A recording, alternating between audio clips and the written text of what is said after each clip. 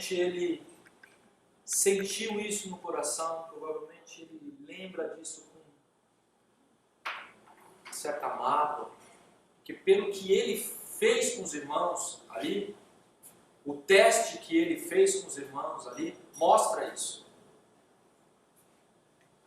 Nós já estudamos essas parashiot anteriores, e a gente vê a angústia que os irmãos passaram na mão de Yosef. Manda trazer Benjamim, coloca o cálice no saco de mantimento de Benjamim, depois acusa Benjamim de ter roubado o cálice, ameaça Benjamim para ser o escravo, e aí entra para Parashá. A porção começa nesse momento. Yehudá, um dos irmãos, se coloca no lugar do Benjamim, por amor ao pai, por amor ao irmão.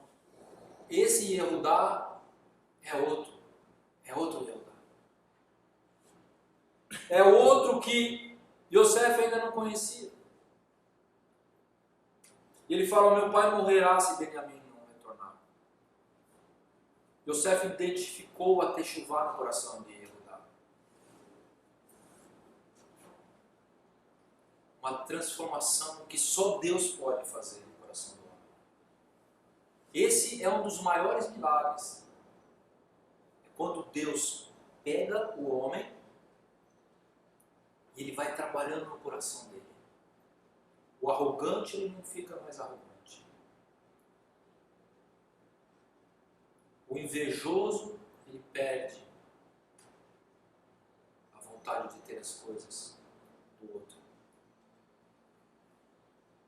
O soberbo não é mais soberbo. E isso não é um passe de mágica. É um trabalhar do Senhor no coração. É a lapidação que o Senhor faz em cada um. É uma transformação que Yehudá e os seus irmãos tiveram ao longo de todo esse período. Porque eles foram pessoas más. Vamos ver. Aqui, a profecia de Yosef sendo cumprida. Quando ele sonha e diz para os irmãos que os feixes de trigo se dobravam diante do feixe dele. Quando a lua e as estrelas, todas elas reverenciavam,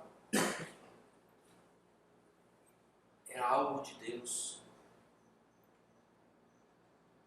Yehudá, lá atrás, quando Yosef estava vindo para alimentar os irmãos, eles falaram: olha lá, vem aquele menino dos sonhos, sonhador, que acha que vai dominar sobre nós.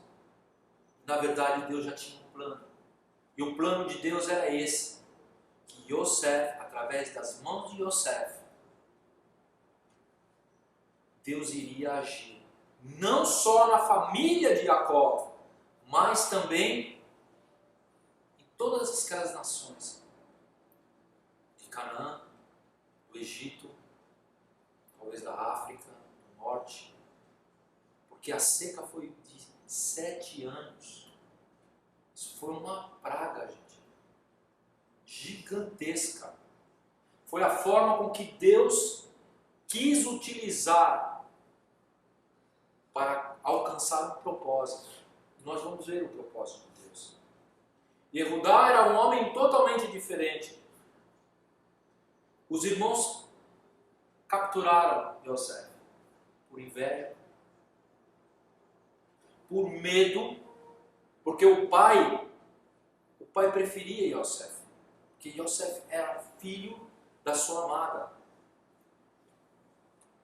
Raquel, a mulher preferida. E os irmãos que eram mais velhos do que ele, eles tinham inveja. Porque o natural é que o primogênito seja preferido do pai. O natural é que o primogênito, segundo a lei, é que o primogênito ganhe porção dobrada da herança. Mas ali Yosef era o preferido de Jacó.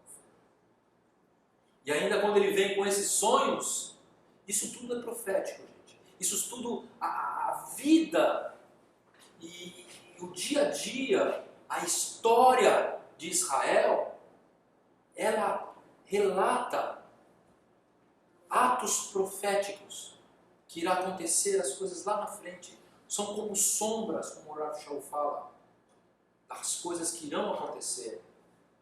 E a gente vê na história de Yosef atos proféticos. Yosef muitas vezes tipifica o Mashiach, Yeshua. Yehudá muda. Ele é transformado. E Deus trabalha no coração dele. Quando ele vê o pai sofrendo na ausência de Yosef. Quando ele olha para dentro de si e vê a sua culpa, aí vem o arrependimento. E isso aconteceu com cada um dos irmãos. Porque quando eles estão diante de Yosef, eles começam a ter atitudes de homens transformados. E aqui a gente vê pela vida de Yehudá. Yehudá fala assim, então Yehudá, lá em Bereshit 37, 26 e 29, ele que teve a ideia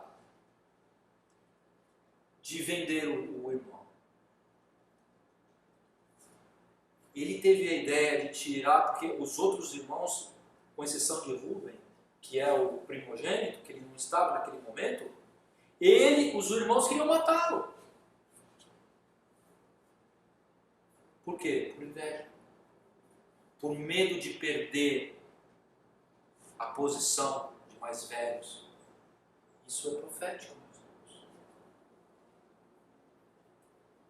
E Yehudá fala assim, em Bereshit 37, 26 a 29. E então Yehudá disse aos seus irmãos, que proveito haverá que matemos o nosso irmão e escondamos o seu sangue? Vinde, vendamo-lo a esses ismaelitas e não seja a nossa mão sobre ele, porque ele é o nosso irmão. Ele reconhece isso. Ele está tendo uma atitude de rachá, de perverso, mas mesmo assim ele não se afunda tanto quanto os irmãos queriam fazer com ele. Porque ele é o nosso irmão e a nossa carne. E seus irmãos obedeceram. O texto de Bereshit diz o seguinte, que Yosef comentava com o pai, más notícias dos seus irmãos. Ou seja, eles já tinham más atitudes. E Yosef chegava e falava para o pai, pai, Issachar fez isso. Pode ser. Mas qual que era a intenção exata? Ele era um jovem, talvez ele não tinha maturidade para poder fazer com que o pai pudesse educar os filhos. A gente não sabe, provavelmente isso. Tinha aquele jogo de cintura para poder passar para o pai, para que o pai pudesse trabalhar. Então os irmãos, eles já tinham pego Yosef, já tinham colocado ele num poço, e o poço não tinha água, estava vazio, diz a Torá. E a tradição diz que existiam cobras e escorpiões ali dentro, porque não tinha água, e ele ficou naquele buraco, até chegarem os ismaelitas. Ou seja, se eles tirassem Yosef dali e devolvessem para o pai, certamente o pai iria repreender eles. Então eles já tomaram uma atitude errada e agora para voltar atrás fica mais difícil ainda. Entenda isso. Isso são atos proféticos. Atos proféticos. Tudo que acontece na história de Israel são atos proféticos. entregar nas mãos dos gentios. Ele não pode ser autoridade sobre nós. Ele é uma ameaça. O que lembra isso, gente? Esse é um ato profético. O que os judeus fizeram com Yeshua? O que o nosso povo, a autoridade do nosso povo fez com Yeshua? Está estampado aqui. É uma ameaça. Yeshua era luz. Ninguém convencia Yeshua do pecado. Porque ele não pecava. Agora, a luz de Yeshua mostrava o pecado das autoridades naquela época. Então, vocês são pessoas que colocam fardo em cima. Vocês estão pegando a tradição e colocando ela no mesmo nível que a lei da Torá. Não pode fazer isso. E mesmo vocês ensinam assim e vocês mesmos não cumprem. E eles, sabendo que Yeshua fazia sinais e maravilhas, o próprio Nicodemos falou: nós sabemos que se não é por Deus, que homem consegue fazer esses sinais?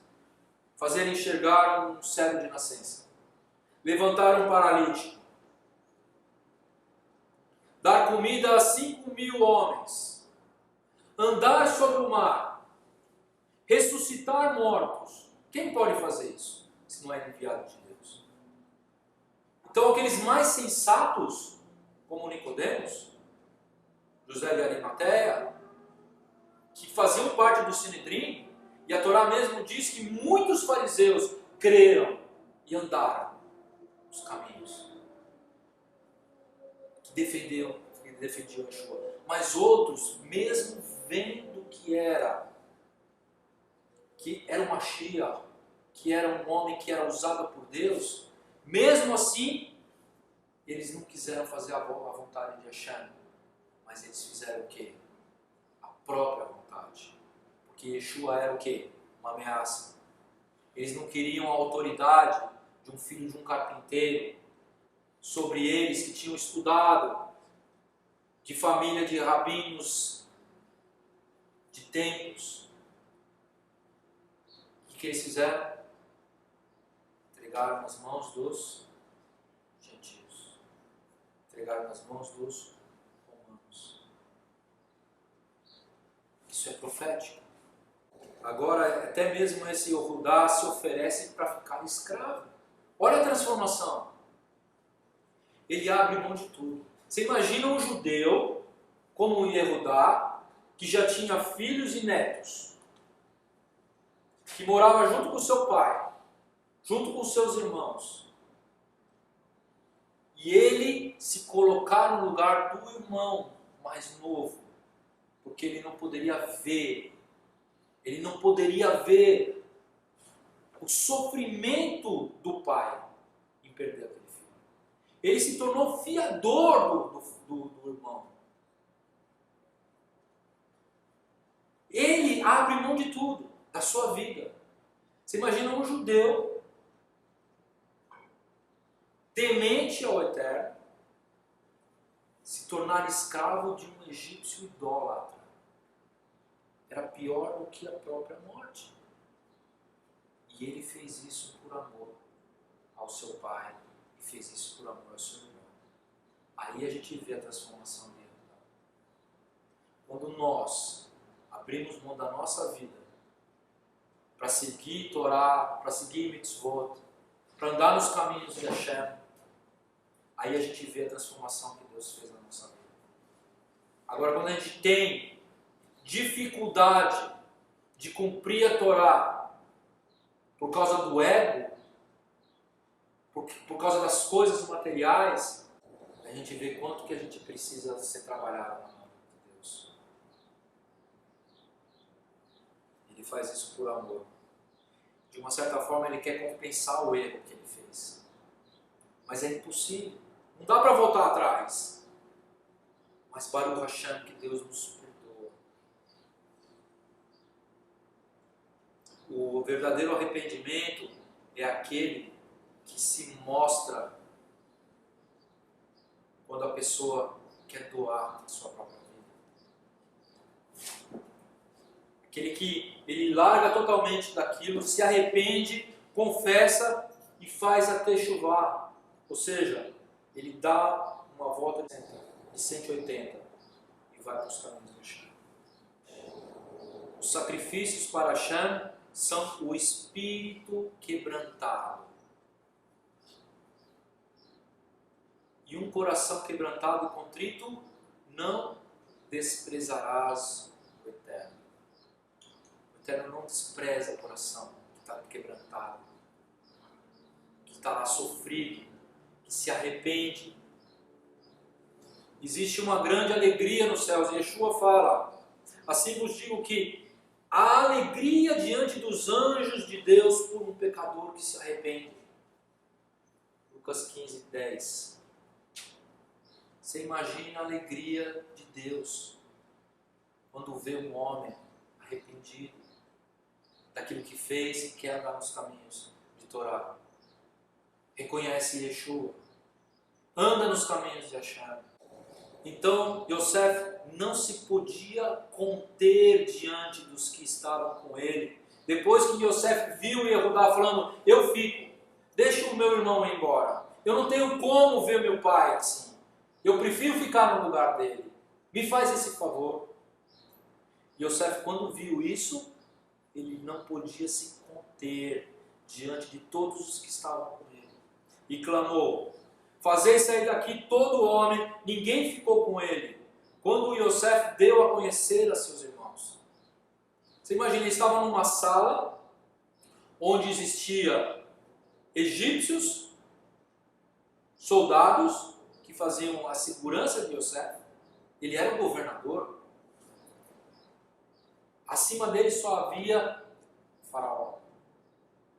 Então imagina a segurança que estava. Com 11 estrangeiros que estavam sendo acusados. Que estavam sendo, talvez, prontos para serem presos. Yosef fala: dispensa segurança. Saiam todos. Saiam todos. Deus quer tratar com cada um de nós. Cada pecador. Ele quer tratar com intimidade. Só ele e você. Os goéis são retirados e ele fica sozinho com aqueles 11 homens. E ele chora. E ele fala: eu sou Yosef. Isso vem nos mostrar a importância do movimento judaico-messiânico. Na revelação de Yeshua para os Yehudim, para o nosso povo, é um outro Yehudim que vai falar do Yeshua. Ele vai falar através de uma linguagem judaica, de um ponto de vista judaico. Não é um goim. Pode até ser Deus, é Deus que trabalha, mas em geral, Deus levantou também o movimento judaico-messiânico para fazer a ponte entre o judaísmo tradicional e o Mashiach. E entre as Keilot gentílicas, que estão, infelizmente, contaminadas pelo paganismo, para resgatar suas raízes judaicas da fé. Olha a importância. Yosef, ele retira todo o elemento que não é judaico, fica todos eles ali. Agora eu vou me revelar. Judeu para judeu. Eu sou Yosef. E levantou sua voz com choro, de maneira que os egípcios ouviram e a casa de Faraó ouviu. Isso é alegórico. Ele estava numa sala. Ele pode ter chorado alto. Os que estavam na sala do lado ouviram. Mas Faraó estava no palácio. Isso é alegórico. O que quer dizer isso? Que os goim conseguem ouvir o clamor dos céus E muitas vezes o nosso povo não consegue ver. O amor de Deus para com o seu povo, muitas vezes os gentios conseguem identificar, mas o próprio judeu não identifica. Porque eles estão com os olhos cerrados, os ouvidos tampados. A pedra que os edificadores rejeitaram tornou-se cabeça de esquina, a pedra principal da construção. Ao Senhor dos exércitos, a Ele santificai, seja Ele o vosso temor e seja Ele o vosso assombro. Então Ele vos será por santuário, mas servirá de pedra de tropeço e rocha de escândalo às duas casas de Israel, por armadilha e laço aos moradores de Jerusalém. E muito entre eles tropeçarão e cairão, e serão quebrantados, e enlaçados e presos. Ishaiah 8, 13 a 15. Ou seja, já estava profetizado que o nosso povo não iria reconhecer o Mashiach quando viesse. Ishaiah 52, 15 diz: assim borrifará muitas nações, e os reis fecharão as suas bocas por causa dele. Os reis das nações. Porque aquilo que não lhe foi anunciado, verão. E aquilo que eles não ouviram, entenderão. Isso é uma metáfora também. Comparando com Israel, com a revelação que foi dada ao nosso povo, os goiãos muito menos iam reconhecer. Porque era plano. Também, para Shaul, em Coríntios 11, ele vai falar sobre isso. Quem deu crédito à nossa pregação e a quem se manifestou o braço do Senhor? Ishaiah 53. A revelação foi lançada. Eu sou Yosef. E o texto diz: e disse Yosef a seus irmãos: eu sou Yosef, vive ainda meu pai? E seus irmãos não lhe puderam responder, porque estavam pasmos diante da face. Isso paralisou eles. Yosef. E ele ainda fala: o impacto é tão grande. Eles sofreram um impacto tremendo. Quando eles escutaram: não pode ser. Yosef. Provavelmente, falou em hebraico, provavelmente ele estava todo vestido como um egípcio. Sem barba. Egípcio não usa barba. E ele estava ali. E os homens ficaram pasmos. E ele falou assim: eu sou Yosef, vive ainda meu pai? Por que ele fala vive ainda meu pai? Ele não sabia, já tinha ouvido falar que o pai dele estava lá, que o pai dele ia morrer se o irmão não viesse. Por que ele fala vive ainda meu pai? Ele está se colocando novamente na família. Ele fala: eu sou irmão de vocês, eu sou filho de Jacó também.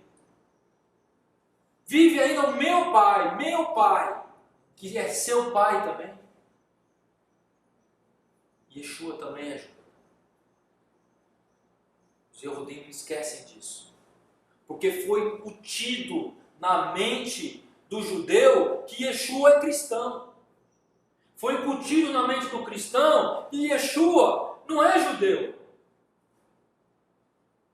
Que Yeshua veio abolir a lei. Que Yeshua veio perseguir os judeus. E isso é uma mentira histórica que teve como consequência milhares e milhares do nosso povo morreram, martirizados. Ou eles iam beijar a cruz, ou eles iam ser queimados em praça pública, na época da Inquisição. Eram mortos só por serem Yehudim.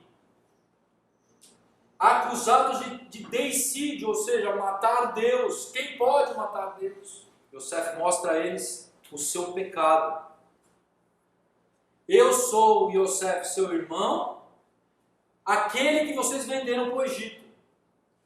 Olha só que interessante. Primeiro ele fala, eu sou Yosef, vive meu pai? Eles ficaram pasmos, talvez andaram para trás. Daí ele fala, chega mais perto. Eu sou Yosef, aquele que vocês venderam. Ele mostra o pecado. É assim que Deus trabalha. Ele não esconde o seu pecado. Por quê? A luz mostra as trevas. O que está nas trevas. Ela abre a visão. Olha, vocês me venderam. Vocês pecaram. E eu estou aqui. E eles tinham que reconhecer essa condição de pecador. Se confessarmos os nossos pecados, Ele é fiel e justo para nos perdoar e nos purificar de toda injustiça. 1 João 1,9. Sem consciência de pecado não existe arrependimento. É muito difícil isso. Se a pessoa não se considera um pecador, ela não vai ter condições de se arrepender. E se ela não se arrepender, não tem perdão de pecados. Se não tem perdão de pecados, não tem techuvá. Se não tem techuvá, não tem salvação. Então existe essa necessidade de um arrependimento genuíno, que saia lá do coração, para poder ser perdoado. Agora, pois, não vos entristeçais. Agora, Yosef, a partir do momento que vê a cara deles, né? Aquela cara, provavelmente aquela cara de culpado, talvez chorando, ele vê nos olhos dos irmãos isso. Ele fala, agora, pois, não vos entristeçais. Eles estavam tristes. Nem vos pese aos vossos olhos por me haveres vendido para cá. Porque para a conservação da vida, Deus me enviou diante de vós. Olha só, o coração de um tzadik. Ele sofreu humilhação. Provavelmente ele andou desde de Canaã, ali onde ele foi preso, naquele poço, ele provavelmente andou a pé, amarrado, com sede, com fome, como um escravo era.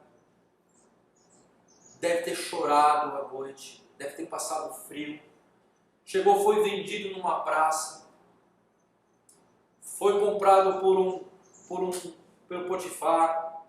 Ali ele teve uma certa experiência boa, mas aí ele foi acusado pela mulher, foi jogado numa cadeia fria. Ele sofreu muito, esse homem. Mas para ele, nada disso ele lembra mais. Porque aqui ele reconhece, ele tira a culpa dos irmãos, ele perdoa os irmãos. E isso também foi trabalhado no coração dele. Provavelmente quando ele estava naquela cadeia, ele ainda sentia algum sentimento negativo em relação aos irmãos.